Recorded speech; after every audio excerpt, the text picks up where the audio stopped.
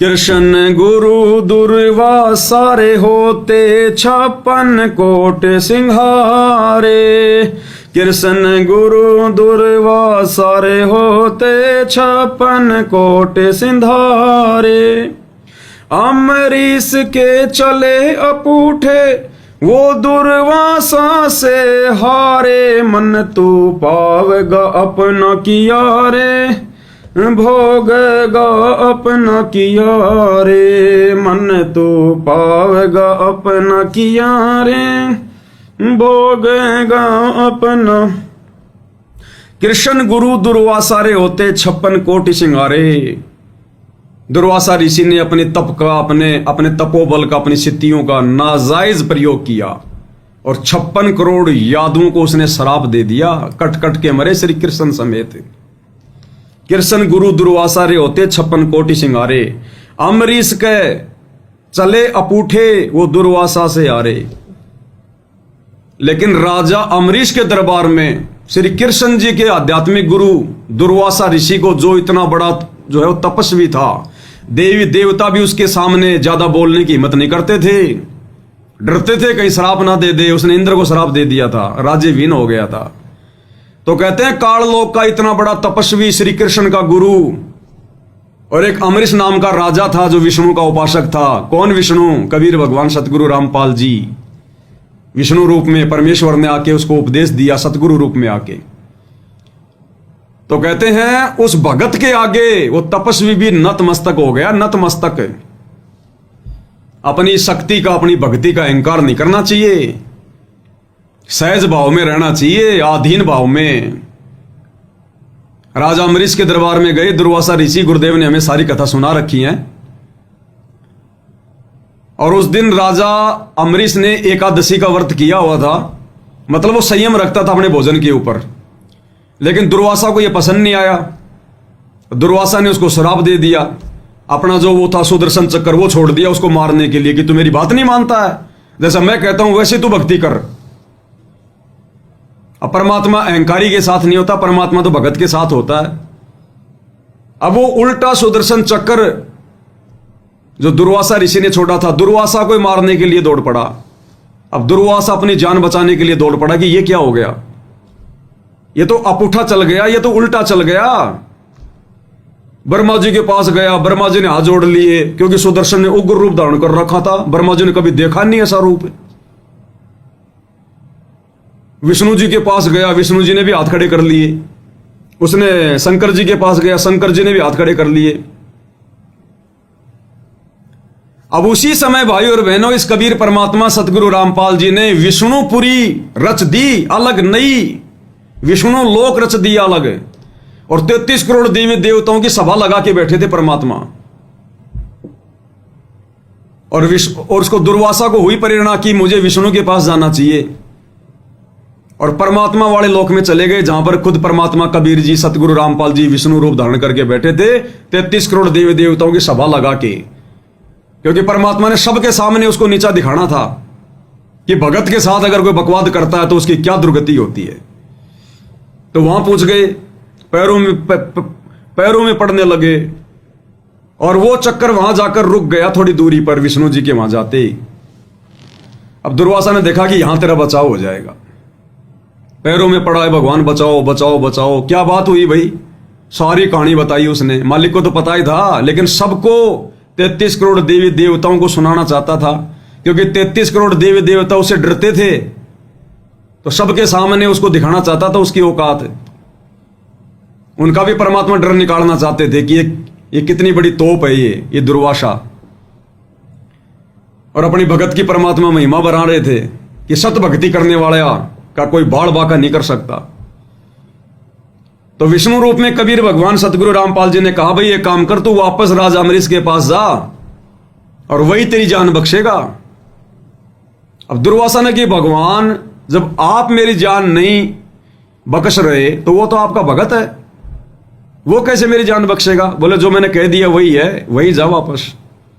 अब मरता क्या ना करता, वापस गया। सुदर्शन चक्कर पीछे पीछे, जैसे किसी आदमी के पीछे कोई झोटा लग जाए, वो पीछे पीछे राजा अम्बरीश के पास गया और जाते पैरों में गिर गया कि महाराज क्षमा करो क्षमा करो। राजा अम्बरीश, अरे महाराज जी क्या कर रहे हो, मुझे पाप का भागी क्यों बना रहे हो, आप तो भगवान तुल्य हो, आप तो मेरे लिए परमात्मा तुल्य हो, आप तो ऋषि हो। अंत में कहा कि भगवान अब मेरी जान बचाओ। आप भगवान के पास गया था, भगवान ने कहा कि अम्बरीश ही तेरी जान बचाएगा। अब राजा अम्बरीश ने पकड़ के वो सुदर्शन चक्कर अपने हाथ से, दुर्वासा की सिट्टी पीटी हो रही थी गुल, पकड़ के अपने हाथ से, अब भाई और बहनों अम्बरीश ने नहीं पकड़ा। जैसे वहां पर विष्णु को नहीं पता, अलग से परमात्मा ने विष्णुपुरी की रचना कर दी, ऐसे ही उस अम्बरीश को नहीं पता, अलग से परमात्मा ने अम्बरीश का रूप बना लिया, अलग से राजपाट सब कुछ परमात्मा 2 सेकंड में सेट कर दे। जैसे पीपा और सीता द्वारिका देखने के लिए समुद्र में डुबकी मार गए। अब कहां श्री कृष्ण जी ने आना था, वो तो द्वापर में चले गए थे। कबीर भगवान सतगुरु रामपाल जी ने द्वारिका रच दी, बाल गोपाल लेके आ गए, पूरा नगर बसा दिया, 7 दिन तक रहे। तो ऐसे ही फिर परमात्मा ने अम्बरीश का रूप बनाया और पकड़ के सुदर्शन चक्कर और वापस उसकी थैली में डाल दिया कि ले पकड़ तेरी तोप, और कहा कि ऋषि जी अहंकार नहीं करना चाहिए, जो जैसी अपनी साधना कर रहा है वो अपने लिए कर रहा है। भक्ति मार्ग कोई जबरदस्ती का नहीं होता, जबरदस्ती नहीं करवाई जाती है। आप प्यार प्रेम से समझा सकते हो, कोई मानता तो ठीक है, नहीं तो मार पिटाई नहीं, गाली गलौज नहीं चलता। तो इसी प्रकार भाई और बहनों, भक्ति मार्ग में आप और हमें गुरुजी समझा रहे हैं, शिक्षा दे रहे हैं। मालिक को पता था कि बरवाला कांड के बाद भक्तों की परीक्षा होगी और काल प्रेरणा से भगत आपस में लड़ेंगे झगड़ेंगे। तो ये सतलोक आश्रम से जुड़े हुए भाई बहनों के लिए शिक्षा है। गुरुदेव के बेटा बेटी भाई बंधु रिश्तेदार, ये कोऑर्डिनेटर जो साथ संगति में आके लड़ाई झगड़ा करते थे, हम भक्तों के साथ मार पिटाई करते थे, जिन्होंने हमारे ऊपर जबरदस्ती मुकदमे लगाए, जेल करवाई, अंत में तुम्हारे साथ में वही बनेगी जो दुर्वासा के साथ में बनी थी। परमात्मा सत्सेवकों से माफी मंगवाएगा, तुम लोगों से, सत्सेवकों से ही। तुम लोगों ने वापस साथ संगति में आना पड़ेगा, दूसरा कोई जरिया नहीं रहेगा। जिस प्रकार दुर्वासा को अम्बरीश के चरणों में गिरना पड़ा तभी जान बची, तो हमारे चरणों में तो नहीं गिरने की आवश्यकता तुम्हें। चाहे गुरु जी का बेटा हो, चाहे बेटी हो, चाहे कोऑर्डिनेटर हो, चाहे कोई कितनी बड़ी तोप हो, दुर्वासा से बड़ी तोप तो नहीं हो। तुम लोगों ने वापस साथ संगति में आना पड़ेगा और यही भक्ति करनी पड़ेगी जो हम सत्सेवक भाई बहन कर रहे हैं, क्योंकि तुम लोगों ने हमारे साथ में दुर्वासा की तरह जातियां की है, जो इस भगवान को बिल्कुल पसंद नहीं है। लेकिन जब वो समय आएगा तब देखना तुम्हारे साथ भी दुर्वासा जैसी बनेगी, जो तुमने हम सत्सेवकों के साथ किया है। हम तुमसे कोई प्रतिशोध नहीं लेना चाहते। क्या प्रतिशोध लेंगे, तुम्हारी हमारी कोई बराबरी नहीं है। अरे आप लोगों के हमारी कोई बराबरी नहीं है। ज्ञान और अज्ञान की कभी कोई बराबरी होती है क्या? हम कभी सौपन में भी नहीं सोच सकते कि तुम्हारा बुरा हो हम तुमसे वो बदला ले, नहीं। फिर हम गधे की योनि में जाएंगे अगर भगवान का विधान तोड़ेंगे, अगर बदला लेंगे तो फिर भगवान बोलेगा फिर तू ही ले ले बदला बेटा, फिर मेरा क्या काम है। तो हम कोई बदला लेने की इच्छा नहीं रखते अपने मन में। हमने तो तुम्हें उसी समय माफ कर दिया था कि तुम्हारे कर्म तुम्हारे साथ है, लेकिन भगवान का विधान अटल है। ये अम्बरीश की कथा भगवान ने ऐसे मजाक मजाक में थोड़ी सुनाई है।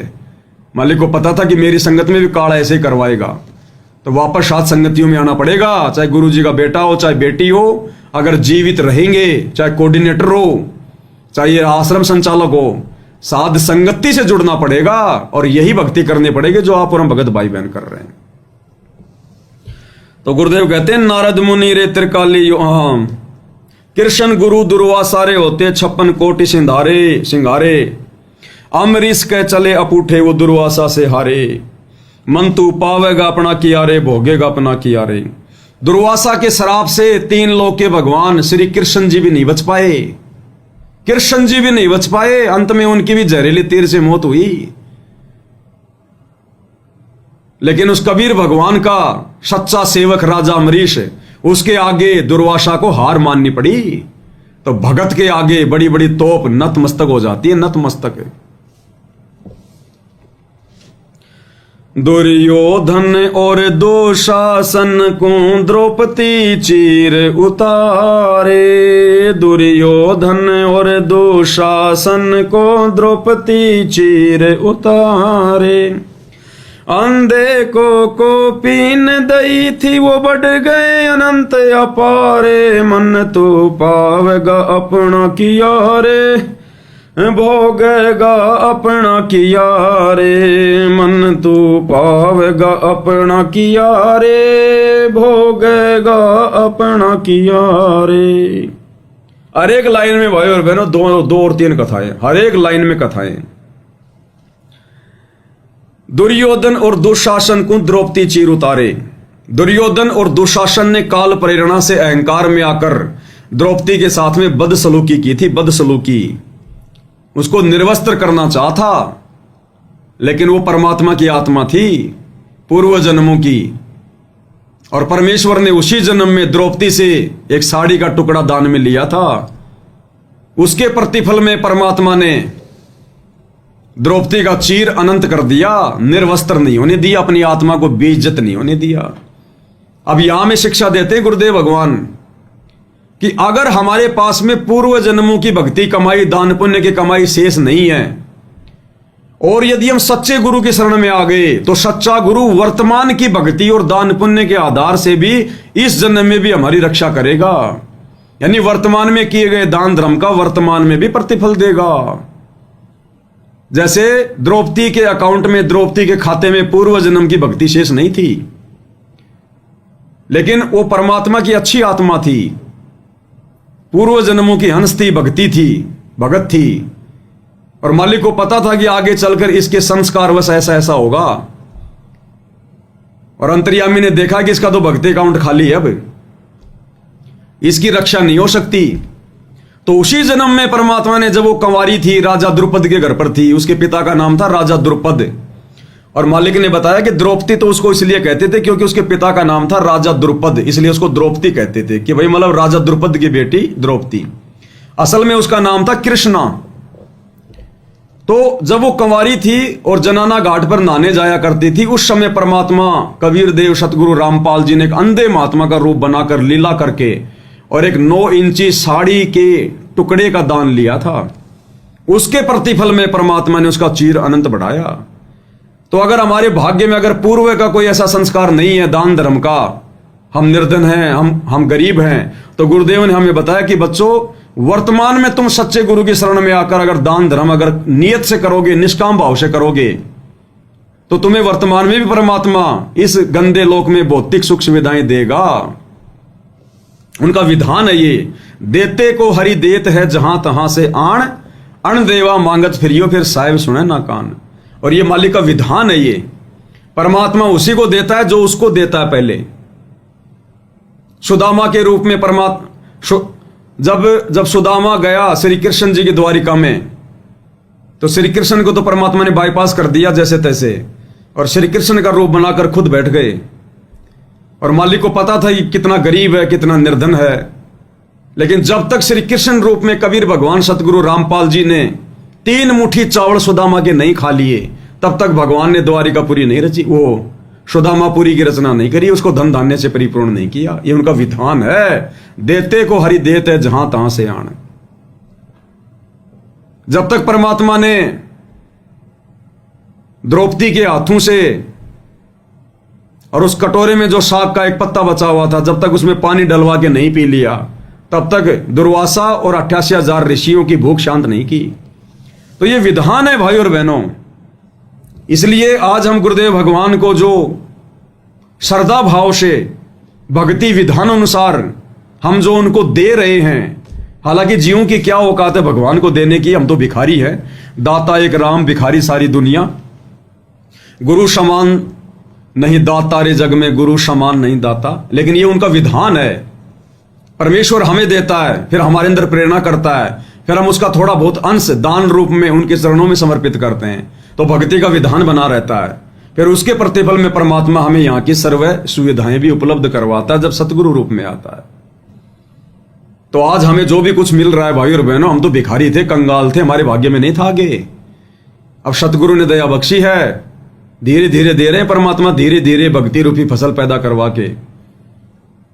भाई किसान पहले खेत में बीज डालेगा, फिर उसकी रखवाली करेगा, पानी देगा, सिंचाई देगा, खाद वगैरह डालेगा, फिर धीरे धीरे वो फसल तैयार होगी ना, फिर उसके बाल लगेगी, फिर उसको काट के रखेंगे, फिर उसको निकालेंगे, फिर वो चारा होगा, फिर वो अनाज होगा। तो मालिक कहते हैं धीरे धीरे रे मनवा धीरे सब कुछ होई, माली सी जैसो घड़ा समय आए फल होए।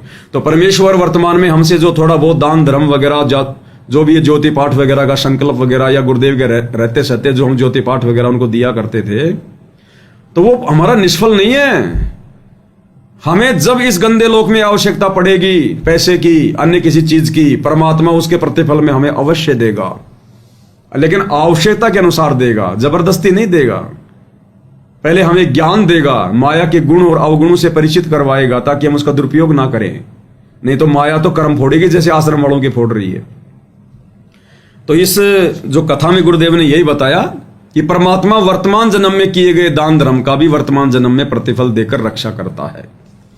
दुर्योधन और दुशासन को द्रौपदी चीर उतारे, अंधे को कोपीन दई थी वो बढ़ गए अनंत पारे, मन तू पावेगा अपना किया रे, भोगेगा अपना किया रे।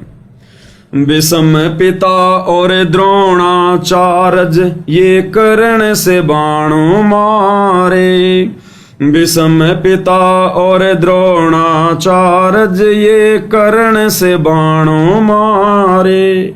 महाभारत में टटीरी के राखे वो घंटा टूट पड़ा रे, मन तो पावेगा अपना किया रे, भोगेगा अपना किया रे, मन तो पावेगा अपना किया रे, भोगेगा अपना किया रे। हर एक लाइन में शिक्षा है भाई और बहनों, हर एक लाइन में कथा है। विषम पिता गंगा पुत्र विषम, द्रोणाचार्य पांडव और कौरवों का गुरु, और वो कर्ण एक नंबर का धनुर्धर। कहते उनकी भी दुर्गति से मौत हुई महाभारत के युद्ध में, बाणों से, दुर्गति से। भीष्म पितामह गंगा पुत्र को तो महीनों भर तक बाणों की सेज पे असहनीय कष्ट भोगना पड़ा था।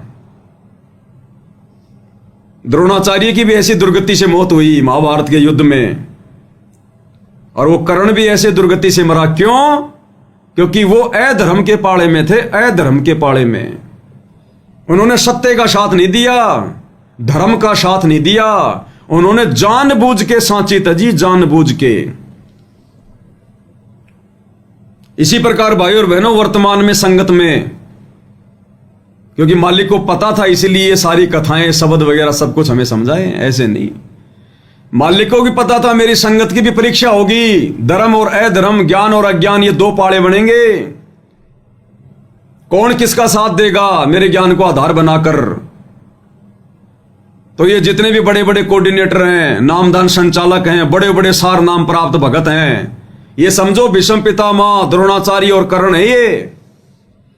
दुशासन और दुर्योधन तो है गुरुजी का परिवार, गुरुजी का बेटा, गुरुजी के बेटे तो है दुर्योधन, और दुशासन है गुरुजी का भाई।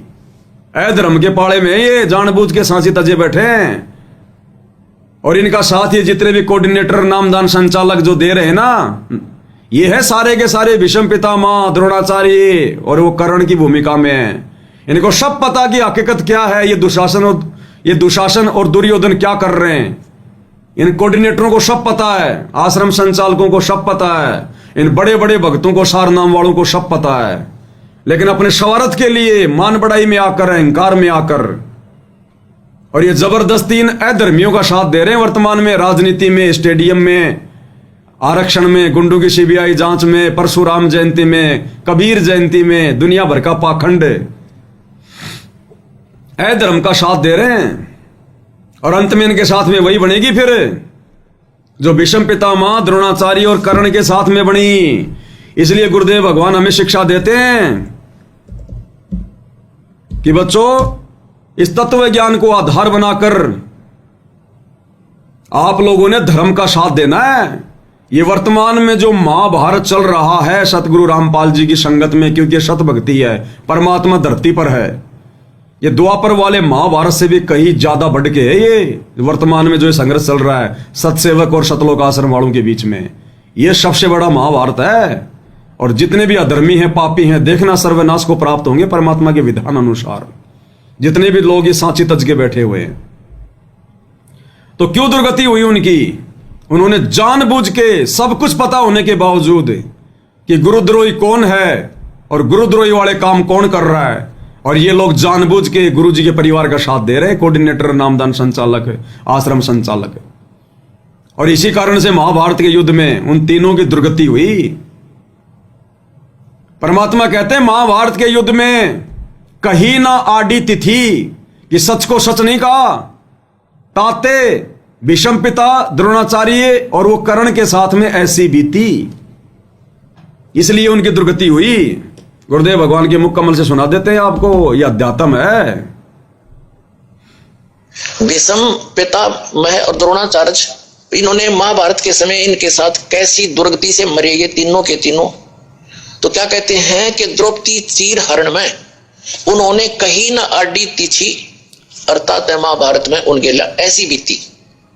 भीष्म पिता में बाणों से छान दिया गया और पड़ा पड़ा कर रहा रो रहा है, पता नहीं कितने जन्म जाकर उसके प्राण निकले।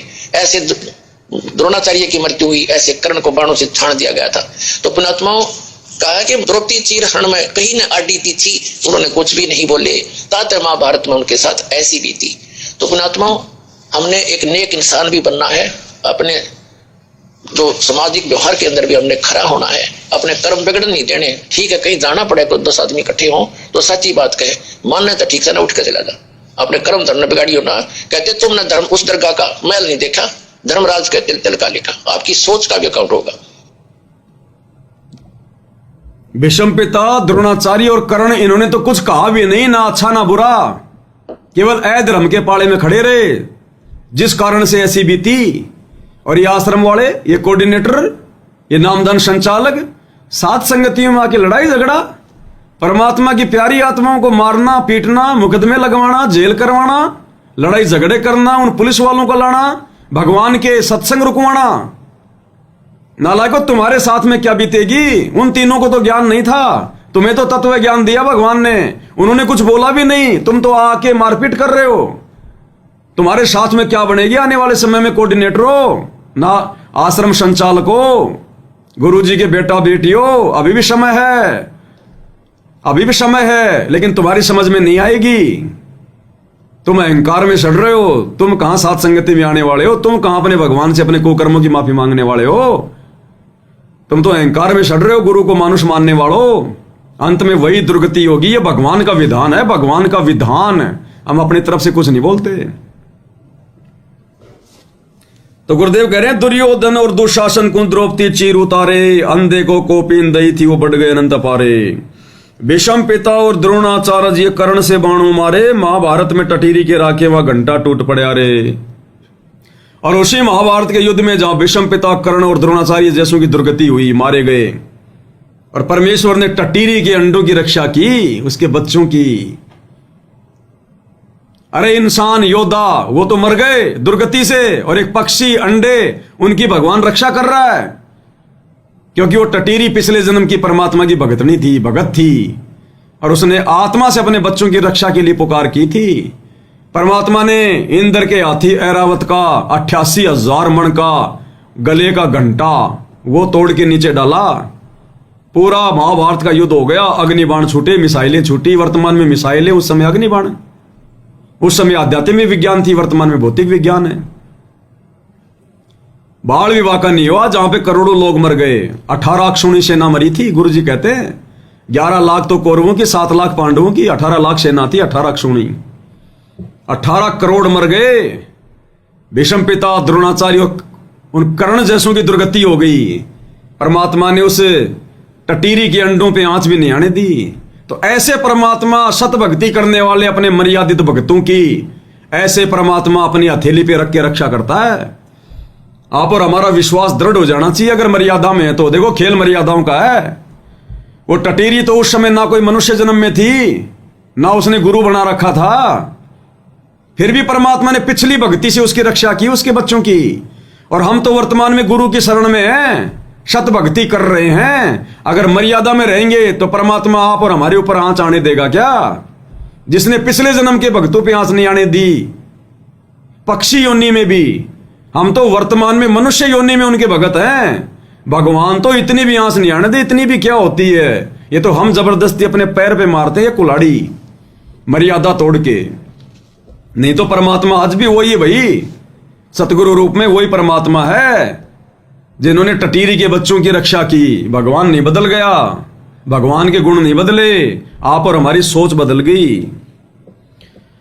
तो परमेश्वर कहते हैं विषम पिता और द्रोणाचार्य ये कर्ण से बाणों मारे, महाभारत में टटीरी के राखे वहां घंटा टूट पड़ा रे। यानी कोई भी कारण बनाया भगवान ने, वो घंटा तोड़ के डाल दिया, वो कारण बना दिया परमात्मा ने। जरूरी नहीं है कि खुद आके रक्षा करेगा सामने, कोई भी कारण बना देगा परमात्मा, किसी को भी निमित्त बना देगा, लेकिन भक्तों का बाढ़ बाका नहीं होना देगा, जो शत भगत है। और भाइयों बहनों, ये कोई अहंकार नहीं है, रियलिटी है। शत भक्ति वर्तमान में धरती पर केवल सात संगति वाले भाई बहन कर रहे हैं, क्योंकि सत्य पुरुष को पहचान लिया उन्होंने गुरु रूप में। बाकी संगत नहीं पहचान पा रही अपने गुरु को। बाकी संगत तो दाढ़ी मूछ वाले को सत्य पुरुष मान के भक्ति कर रही है, और मर्यादाओं के लिए संघर्ष केवल सत्सेवक भाई बहन कर रहे हैं। तो आज वो परमेश्वर की विशेष प्यारी आत्मा साध संगति वाले भाई बहन है।